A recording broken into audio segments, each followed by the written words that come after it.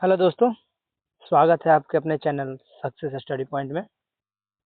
दोस्तों, आज हम लोग बिहार बोर्ड 2026 के लिए जो संस्कृत के दूसरे चैप्टर, पहला चैप्टर का हम लोग अध्ययन कर लिया था और दूसरे चैप्टर जो है पाटलिपुत्र वैभवम जो चैप्टर है इसका अध्ययन करेंगे।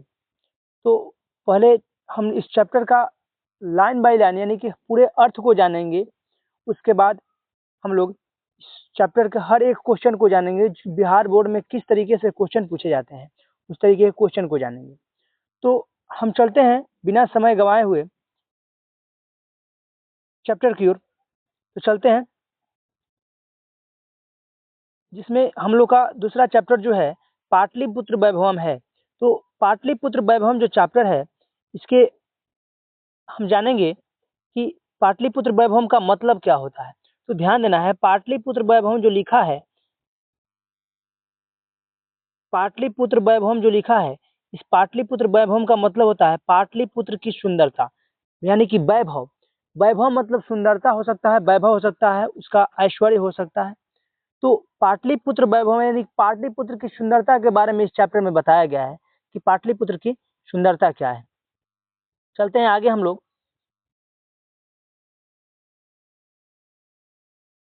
तो पहले हम लोग पाठ परिचय के बारे में जानेंगे कि इस पाठ में किसके बारे में कहा गया है, क्या कहा गया है। तो जानेंगे तो यहाँ लिखा है कि पाठ परिचय में कि इसमें बिहार की राजधानी पटना के प्राचीन महत्व का निरूपण करने के साथ साथ ऐतिहासिक परंपरा से आधुनिक राजधानी के प्रसिद्ध स्थलों का भी निरूपण किया गया है। यानी कि इसमें बिहार के प्राचीन महत्व का वर्णन किया गया है कि पहले क्या महत्व था पटना का, बिहार का क्या महत्व था, और उसके साथ साथ पटना में कौन कौन सा जो प्रसिद्ध स्थल है, दर्शनीय स्थल है, उसका भी निरूपण इस चैप्टर में किया गया है।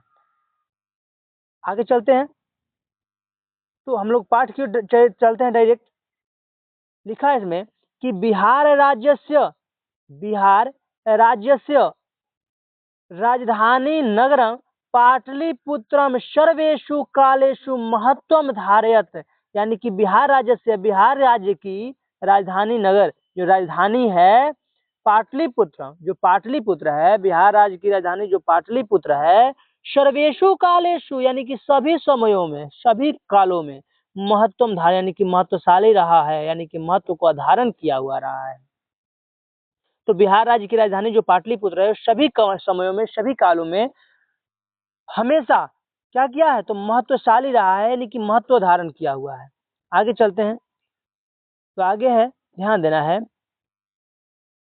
आगे लिखा है कि अस्य इतिहास, अस्य मतलब इसका, इतिहास मतलब इतिहास, अस्य इतिहास सार्ध सहस्र द्वय वर्ष परिमित वर्तते। यानी कि सार्ध सहस्र द्वय वर्ष मतलब होता है 2500, यानी कि इसका इतिहास जो है 2500 यानी कि 2500 वर्ष पुराना है। कितना पुराना है, तो 2500 वर्ष पुराना है। पटना के इतिहास पूछ देगा कि कितना वर्ष पुराना है, तो 2500 वर्ष पुराना। ये VVI क्वेश्चन है, यहाँ से आप लोगों का निकलता है कि पटना का इतिहास कितना वर्ष पुराना है, तो 2500 वर्ष पुराना है।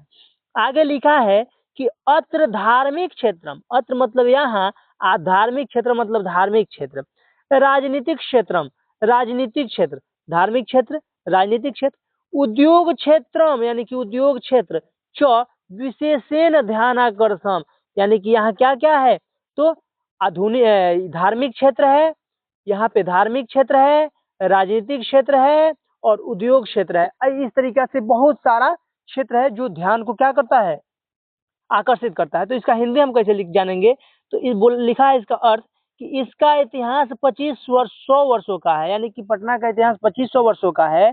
यहाँ धार्मिक स्थान है, धार्मिक क्षेत्र है, राजनीतिक स्थान है यानी कि राजनीतिक क्षेत्र है, और औद्योगिक स्थान यानी कि औद्योगिक क्षेत्र है।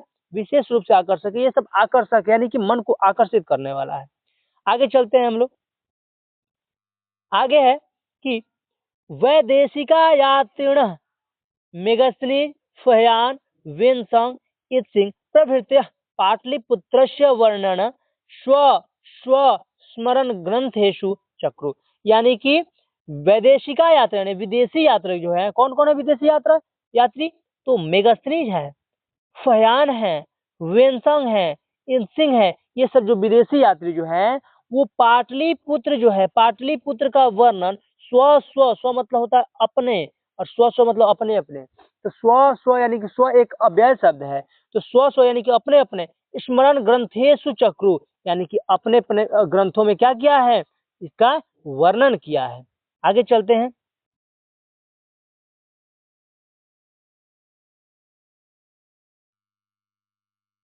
आगे हम लोग का है कि पाठे अस्मिन, यानी कि पाठे यानी कि पाठ में, अस्मिन यानी कि इस पाठ में पाटलिपुत्र वैभवस्य, पाटलिपुत्र के वैभव का सामान्य परिचयो वर्तते, यानी कि सामान्य परिचय दिया गया है, संक्षिप्त रूप से परिचय दिया गया है। क्योंकि पाटलिपुत्र का अगर परिचय दिया जाने लगे तो बहुत बड़ा हो जाएगा, इसलिए इस पाठ में जो है सामान्य परिचय यानी छोटा परिचय इसको शॉर्ट में करके दिया गया है। आगे चलते हैं।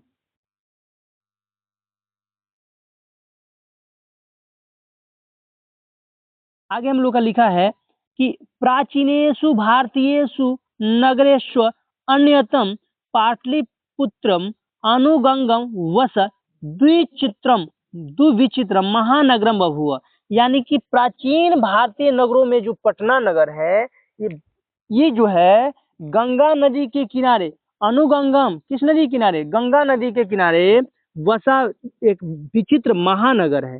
कैसा नगर है, तो विचित्र एक महानगर है। तद विषय यानी कि इसके बारे में, इसके विषय में दामोदर गुप्त नामक कवि, दामोदर गुप्त नाम का कवि कुटनिम ताख्य काव्य कथयति, यानी कि कुटनिम ताख्य काव्य में क्या कहा है, इसके बारे में कहा है। किसके बारे में, तो पाटलिपुत्र के बारे में कहा है अपने कुटनिम ताख्य में। कि क्या कहा है, तो यहाँ से एक ऑब्जेक्टिव क्वेश्चन आपका आ जाएगा कि कुटनिम ताख्य काव्य के रचयिता कौन है, तो कुटनिम ताख्य काव्य के रचयिता दामोदर गुप्त हैं। या फिर क्वेश्चन को पूछ देगा कि दामोदर गुप्त किस काव्य के रचयिता हैं, तो दामोदर गुप्त जो हैं कुटनिम ताख्य काव्य के रचयिता हैं। आगे है, आगे चलते हैं। तो उन्होंने क्या कहा है, दामोदर गुप्त ने क्या कहा है, तो उन्होंने कहा है कि अस्ति महितल तिलकम सरस्वती कुल गृहम महानगरम नामना पाटलिपुत्रम परिभूत पुरंदर स्थानम भी। यही क्वेश्चन आपका यहाँ से एक उठाएगा कि परिभूत पुरंदर स्थानम की संज्ञा किसे दी गई है, तो परिभूत पुरंदर स्थानम की संज्ञा पटना नगर को दी गई है। लिखा है कि अस्ति महितल तिलकम, अस्ति महितल तिलकम सरस्वती कुल गृहम महानगरम, यानी कि पृथ्वी पर जो है पाटलिपुत्र, ये शिक्षा और वैभव की दृष्टि से, किसके दृष्टि से, शिक्षा और वैभव की दृष्टि से बहुत ही गौरवशाली है। कैसा है, तो बहुत ही अति गौरवशाली है। और यह परिभूत पुरंदर स्थानम, यह इंद्रलोक के समान माना गया है, पटना को इंद्रलोक के समान माना गया है। यानी कि पटना पर जितने महानगर हैं, जितने नगर हैं, सब में जो है पटना नगर जो है ये सबसे अति गौरवशाली है और इसको इंद्रलोक के समान कहा गया है। परिभूत पुरंदर स्थानम, यानी कि पुरंदर मतलब इंद्र होता है। आगे चलते हैं। आगे लिखा है कि इतिहास से श्रूयते, यानी इतिहास में सुना जाता है। क्या सुना जाता है, यत, यत यानी कि, ये भी आपको याद रखना है कि यत मतलब की होता है। आप पत्र लेखन वगैरह सीखेंगे तो उसमें भी आपका काम आएगा, ये अव्यय शब्द है, यत मतलब की होता है। तो इतिहास से श्रूयते, इतिहास में सुना जाता है, यत यानी कि गंगाया तीरे बुद्ध काले पाटली ग्राम स्थित आसित, यानी कि बुद्ध काल के समय में पटना जो था वो गंगा के किनारे पर बसा था और इसका नाम क्या था, तो पाटलीग्राम, इसका नाम पाटलीग्राम था। बुद्ध काल के समय में पटना का नाम क्या था, तो पाटलीग्राम था। और ये आपका VVI क्वेश्चन पूछ देता है कि बुद्ध काल में पटना का नाम क्या था, तो पाटलीग्राम था। आगे लिखा है कि यत्र च भगवान बुद्ध बहुकृत्वा समागत, यानी कि यहाँ जो है भगवान बुद्ध बहुत बार आए हैं। तो क्वेश्चन पूछ रहा है कि भगवान बुद्ध कहाँ बहुतों बार आए हैं, तो पाटलिपुत्र में। या फिर क्वेश्चन पूछ देगा कि पाटलिपुत्र में कौन बहुतों बार आए हैं, तो भगवान बुद्ध, भगवान बुद्ध हैं जो पटना में बहुतों बार आए हैं। आगे चलते हैं। आगे लिखा है कि तेन कथितम आसित, उन्होंने कहा था, क्या कहा था, यद यानी कि ग्रामो अयम, यानी कि अयम मतलब यह, ग्राम मतलब गांव, यह गांव महानगरम भविष्यति यानी कि महानगर होगा, भविष्यति यानी कि होगा, किंतु कलहस्य यानी कि लड़ाई झगड़ा से, किंतु लड़ाई झगड़ा से, अग्निदाहस्य यानी कि आग लगी से, जल पुरस्य यानी कि बाढ़ से, जल मतलब पानी होता है, बाढ़ से, च भयात सर्वदा क्रांतम भविष्यति यानी हमेशा क्या होगा, भयभीत रहेगा। किससे भयभीत रहेगा, तो कलह से यानी कि झगड़ा से, लड़ाई से, अग्नि से यानी कि अग्नि से, और जल पुरस्य यानी कि बाढ़ से हमेशा क्या रहेगा, तो भयभीत रहेगा। आगे चलते हैं। आगे आप लोग का है, लिखा है यहाँ पे, ध्यान देना है कि कालांतरेण कि समय के अंतर में यानी कि बाद में, पाटलिग्राम एवं पाटलिपुत्रम इति कथित, वही पाटलिग्राम जो बुद्ध काल में नाम था पाटलिग्राम, वहीं आगे चलकर क्या कहना जाने लगा, तो पाटलिपुत्र कहा जाने लगा। चंद्रगुप्त मौर्यस्य काले अस्य नगरस्य शोभा रक्षा व्यवस्था च अति उत्कृष्ट असिदिति, यानी कि चंद्रगुप्त मौर्य के समय में, चंद्रगुप्त मौर्य काल यानी कि चंद्रगुप्त मौर्य के समय में, अश्य नगर से, इस नगर की शोभा रक्षा व्यवस्था, शोभा और रक्षा व्यवस्था अति उत्कृष्ट सी थी, यानी कैसी थी, अति उत्कृष्ट थी, अति उत्तम थी। इस नगर की रक्षा व्यवस्था कैसी थी, अति उत्तम थी, बहुत सुंदर थी। आगे चलते हैं। आगे है कि यूनान राजदूत मेगस्थनीज, यानी कि यूनान का राजदूत मेगस्थनीज। तो VVI क्वेश्चन पूछ देता है यहाँ से कि यूनान का राजदूत कौन था, तो यूनान का राजदूत मेगस्थनीज था। स्व स्मरणेशु निरूपयति, यानी कि उन्होंने, यूनान का राजदूत जो था कौन, मेगस्थनीज, वह अपने स्मरणेशु यानी कि अपने आत्मकथा में लिखा है, क्या लिखा है, तो अश्य नगरस्य वैभवम प्रिय दर्शिन अशोकस्य समय सूत्रा समृद्धम, यानी कि इस नगर का जो वैभव है वो कैसा है, अशोक के समय में और अधिक था। मेगस्थनीज क्या लिखे हैं, इसके बारे में लिखे हैं, मेगस्थनीज इस पटना पुत्र के बारे में, पाटलिपुत्र के बारे में लिखे हैं और बताए हैं कि इस नगर का जो वैभव था वो अशोक के समय में सूत्राम समृद्धम यानी कि सुंदर और समृद्ध था। आगे चलते हैं। आगे है कि बहुकालम, बहुकालम, बहु मतलब अधिक, काल मतलब समय, बहुकालम पाटलिपुत्रस्य प्राचीन सरस्वती परंपरा प्रवर्तत इति राजशेखर स्वकाव्य मीमांसा नाम के कवि शिक्षा प्रमुख ग्रंथ सादरम स्मृति, यानी कि बहुत समय तक पाटलिपुत्र की प्राचीन शिक्षा परंपरा चलती रही है, जो पहले वाला जो शिक्षा परंपरा था बहुत समय तक चला है। और यह राजशेखर नाम जो थे, राजशेखर स्व काव्य मीमांसा, राजशेखर ने अपने काव्य मीमांसा नामक ग्रंथ में क्या लिखा है, इसके बारे में, पाटलिपुत्र के बारे में लिखा है। तो क्वेश्चन पूछ जाए यहाँ से कि काव्य मीमांसा ग्रंथ के रचयिता कौन है, तो राजशेखर, या फिर क्वेश्चन बोल देगा कि राजशेखर ने किस काव्य की रचना की है, तो काव्य मीमांसा। तो उसके बाद क्वेश्चन पूछ सकता है कि काव्य मीमांसा ग्रंथ क्या है, तो ये कवि शिक्षा प्रमुख है, क्या है, ये कवि शिक्षा प्रमुख है। आगे चलते हैं। उन्होंने काव्य मीमांसा ग्रंथ में क्या लिखा है, तो ध्यान देना है, उन्होंने लिखा है, जो राजशेखर है, काव्य मीमांसा ग्रंथ में लिखे हैं कि अत्र, अत्र यानी कि यहाँ, इसको तोड़ेंगे तो अत्र होगा, अत्र उपवर्ष वर्ष विह पाणिनि पिंगल व्याढ़ वररुचि पतंजलि इह परीक्षिता ख्यातिम उपजमु, यानी कि यहाँ जो है वर्ष, उपवर्ष, पाणिनि, पिंगल, व्याढ़ी, वररुचि, पतंजलि आदि ये सब जो विद्वान थे, इन्होंने यहाँ पटना में अध्ययन करके और अपना ख्याति पाए हैं, ज्ञान पाए हैं। बहुत सारे विद्वान जो थे पाटलिपुत्र नगर में अध्ययन कर करके अपना नाम कमाए हैं, ख्याति पाए हैं। आगे चलते हैं। आगे हम लोग का है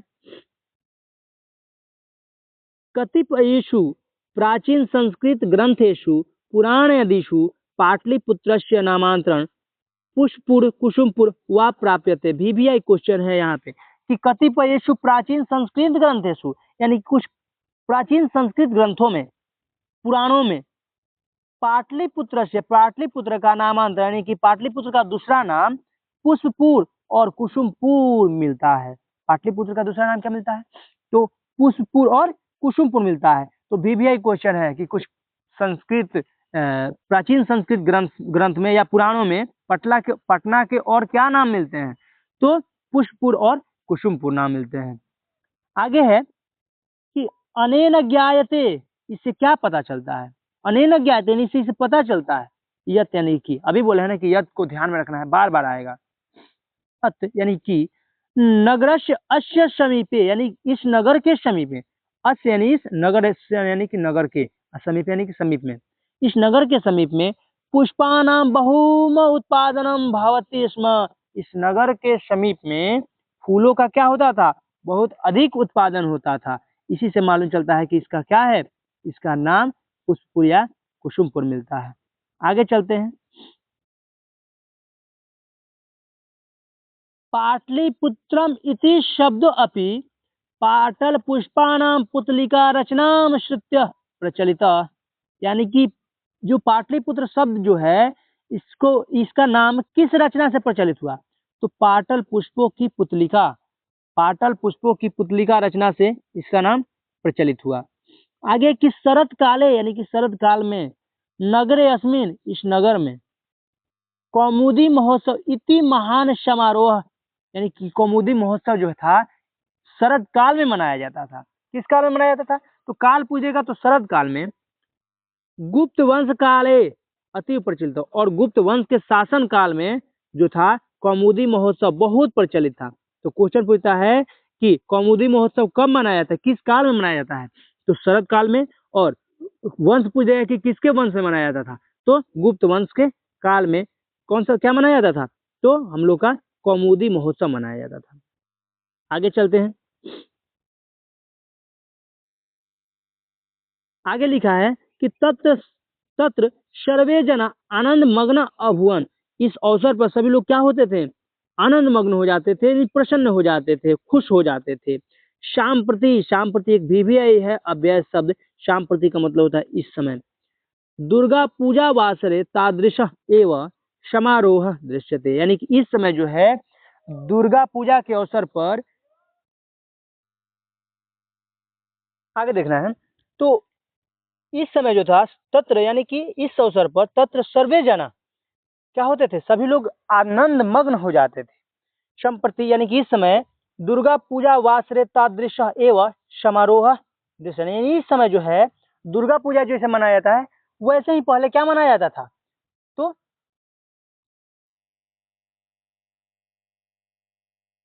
उस पहले कौमुदी महोत्सव मनाया जाता था। आगे चलते हैं।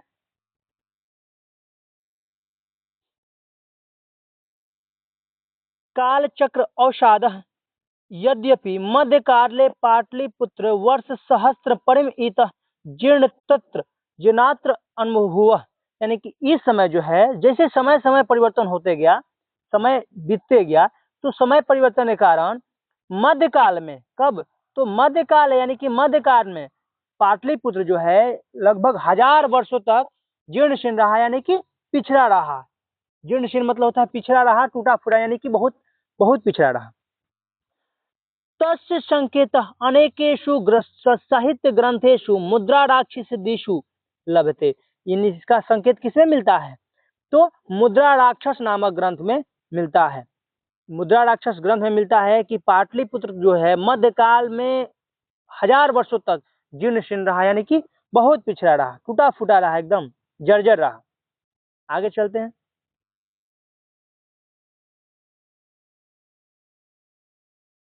आगे लिखा है कि मुगल वंश काले अस्य नगर से समुद्धारो जाता, यानी कि मुगल वंश के काल में इस नगर का क्या हुआ? विकास हुआ। तो मतलब जैसे विकास होना चाहिए वैसे विकास हुआ मुगल वंश के काल में। लेकिन लिखा है यहाँ पे कि आंग्ल शासन काले च पाटलिपुत्र सूत्राम विकास हो जाता, यानी कि आंग्ल शासन काल है, अंग्रेजों के काल में इस नगर का काफी विकास हुआ। मुगल वंश के काल में एकदम जैसे सामान्य विकास होता है वैसे विकास हुआ, लेकिन अंग्रेजों के शासन काल में इसका विकास थोड़ा सा कुछ ज्यादा ही हुआ, काफी विकास हुआ। आगे चलते हैं। आगे है कि नगरम इदम मध्यकाले एवं पटना इति नामना प्रसिद्धिम अगात, यानी कि यह नगर जो है मध्यकाल से किस नाम से प्रसिद्ध हो गया? तो पटलिपुत्र यानी कि पटना नाम से, पटना इति नाम से प्रसिद्धम अगात, यानी कि पाटलिपुत्र जो है यह नगर मध्यकाल से ही पटना नाम से क्या हो गया, प्रसिद्ध हो गया। अयम च शब्द पतनम इति शब्दात निर्गत, यानी कि यह शब्द जो है पटना जो शब्द है किस शब्द से बना है, तो ध्यान देना है पतन शब्द से बना है। पूछ जाएगा कि पटना शब्द किस शब्द से बना है, तो पतन शब्द से बना है। नगरस्य पालिका देवी पटन देवी इति अद्यपि पूज्यते, अद्यपि, अद्य मतलब आज, अपि मतलब भी, यानी कि नगरस्य नगर की पालिका देवी, नगर की कौन है, नगर की पालिका देवी कौन है, तो पटन देवी, अद्यपि आज भी, ध्यान देना है नगर की पालिका देवी जो है कौन है, तो पटन देवी, ये आपको 100% याद रखना है कि नगर की पालिका देवी कौन है, तो पटन देवी है। और अद्यपि पूज्यते, आज भी, अद्यपि मतलब आज भी पूज्यते यानी कि पूजी जाती है। आगे चलते हैं,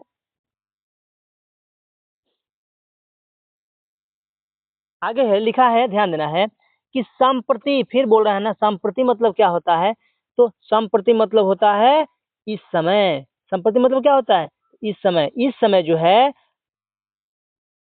पाटलिपुत्रम पटना जो है अति विशालम वर्तते, बहुत विशाल है। अभी तो पटना हर एक मामले में बहुत आगे हो चुका है।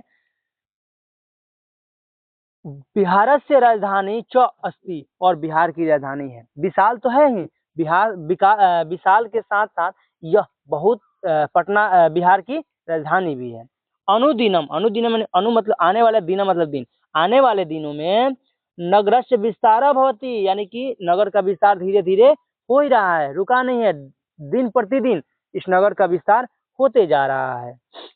आगे चलते हैं, तो आगे लिखा है कि अस्य उत्तर दिशायाम, इसको जब संधि करेंगे तो हो जाएगा अस्य उत्तर श्याम दिशि, यानी कि इसके उत्तर दिशा में गंगा नदी प्रवहती, इसके उत्तर दिशा में गंगा नदी बहती है। तो क्वेश्चन पूछ देता है कि पटना के उत्तर दिशा में कौन सी नदी बहती है, तो गंगा नदी, या फिर क्वेश्चन पूछ देगा कि गंगा नदी पटना के किस दिशा में बहती है, तो उत्तर दिशा में बहती है। तस्य ऊपरी, यानी कि उसके ऊपर गांधी सेतु नाम एशिया महादेश से दीर्घतम सेतु, यानी कि इसके ऊपर जो है पटना गंगा नदी के ऊपर जो है एशिया महादेश का सबसे बड़ा सेतु, दीर्घतम सेतु यानी कि बड़ा सेतु, किंच, और पटना जो पटना नगर में है गंगा नदी के ऊपर कौन सा सेतु है, तो गांधी सेतु है। और इसके साथ साथ क्या है कि रेलयान सेतु अपि निर्मीयमानो अवर्तते, यानी कि रेल मार्ग जो है, रेल पुल का निर्माण हो रहा है। गंगा नदी के ऊपर एशिया महादेश का सबसे लंबा सेतु जो है गांधी सेतु का निर्माण हो चुका है, और रेल यान, रेल मार्ग का भी निर्माण हो रहा है, रेल पुल का भी निर्माण हो रहा है। आगे चलते हैं कि नगरे अस्मिन, यानी कि इस नगर में उत्कृष्ट संग्रहालय, क्या क्या है, तो संग्रहालय है, उच्च न्यायालय, उच्च न्यायालय है, सचिवालय, सचिवालय है, गोल गृहम, गोल घर है, तारामंडलम, तारामंडल है, जैविक उद्यानम, जैविक उद्यान है, जैविक उद्यान का साथ साथ मौर्यकालिक अवशेष है, महावीर मंदिरम इत्यते दर्शनीय संति, यानी ये सब क्या है, दर्शनीय स्थल है। यहाँ क्या क्या है, तो संग्रहालय है, उच्च न्यायालय है, सचिवालय है, गोलघर है, तारामंडल है, जैविक उद्यान है, मौर्यकालिक अवशेष है, महावीर मंदिर है, इत्यादि बहुत सारे दर्शनीय स्थल है। आगे चलते हैं, प्राचीन पटना नगरे सिख संप्रदाय से पूजनीय स्थलम दशम गुरु गोविंद सिंह जन्म स्थानम गुरुद्वारा इति नामना प्रसिद्ध वर्तते, यानी कि प्राचीन जो पटना नगर में है सिख संप्रदाय के 10वें गुरु कौन थे, गुरु गोविंद सिंह जो थे उनका जन्म स्थान है, जो कि गुरुद्वारा नाम से प्रसिद्ध है। तो क्वेश्चन पूछता है कि सिख संप्रदाय के 10वें गुरु कौन थे, तो गुरु गोविंद सिंह। या क्वेश्चन पूछ जाएगा कि गुरु गोविंद सिंह कौन से गुरु थे, तो सिख धर्म के 10वें गुरु थे। उनका जन्म स्थान कहाँ है, तो पटना में है, और पटना में किस नाम से प्रसिद्ध है, तो गुरुद्वारा नाम से प्रसिद्ध है। तत्र देशस्य तीर्थयात्रिण दर्शनम दर्शनार्थ आयंती, यानी कि यहाँ जो है देशों विदेशों से लोग क्या होते हैं, दर्शन के लिए आते हैं। कहाँ आते हैं, तो पटना में गुरुद्वारा में आते हैं। आगे है कि एवं पाटलिपुत्रम प्राचीन कालात् अद्य अवधि विभिन्नेषु क्षेत्रेषु वैभवं धारयति, यानी कि इस प्रकार जो है पाटलिपुत्र प्राचीन काल से आज तक, पहले से लेकर के आज तक हर एक क्षेत्रों में, विभिन्न अलग अलग क्षेत्रों में वैभव धारण किया हुआ है। अलग अलग क्षेत्र में अलग अलग इसका वैभव है, हर एक क्षेत्र में ये विकास किया हुआ है। आगे है कि सर्वम च संकलित रूपेण संग्रहालय दर्शनीयम इति पर्यटन मानचित्र नगर नरमिदम महत्वपूर्ण। अभी जो है संग्रहालय के समान जो है दर्शनीय स्थल है, यहाँ पे बहुत सारा पर्यटन स्थल है ना। और पर्यटन के दृष्टि से यह जो महान यह नगर है वो अति महत्व धारण किया हुआ है, बहुत महत्वपूर्ण है। पर्यटन यानी कि घूमने की दृष्टि से बहुत सारे लोग यहाँ घूमने के लिए आते हैं, दर्शन करने के लिए आते हैं। इस प्रकार से हमारा पाठ समाप्त होता है। और अगर वीडियो अच्छा लगे तो चैनल को सब्सक्राइब करें, लाइक करें, शेयर अपने दोस्तों के साथ शेयर करें। धन्यवाद।